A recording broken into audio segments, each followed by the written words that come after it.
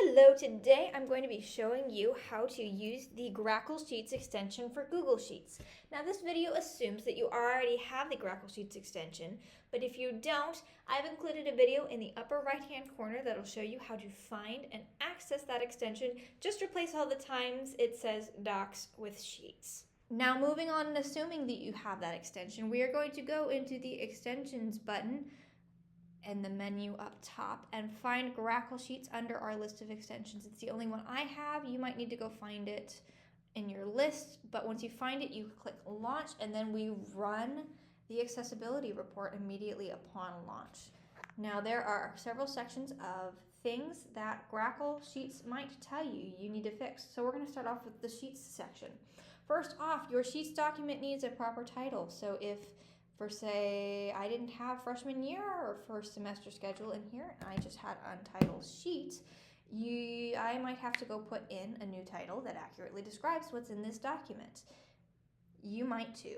Next, sheet names should be descriptive. So I haven't done that here. You just see down here, I just have sheet 1 as my title for this mini sheet within my overall spreadsheet. That doesn't accurately describe what's in this sheet, so you can click in and fix it. This is schedule. And this is important because if you have multiple sheets, your students need to be able to find and access the data they're looking for with relative ease. Next up, the number of sheets should be reasonable, so don't have 20 or 30 or 100 sheets within a spreadsheet. It's just unreasonable for your students to go look through and find any information. There's just too much.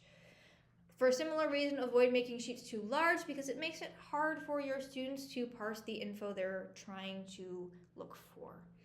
Finally, you shouldn't have an empty sheet. So say you have 5 sheets within your single Google Sheet and sheet 3 is empty. You don't need sheet 3, just delete it. It's just taking up data, not doing anything.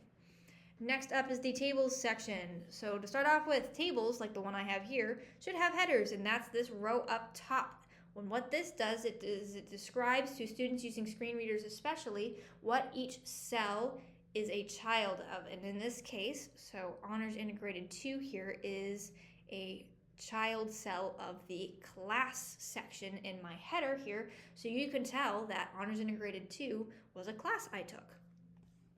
Next up, tables shouldn't be too long, again for similar reasons to avoiding large number of sheets or too much data in a single sheet.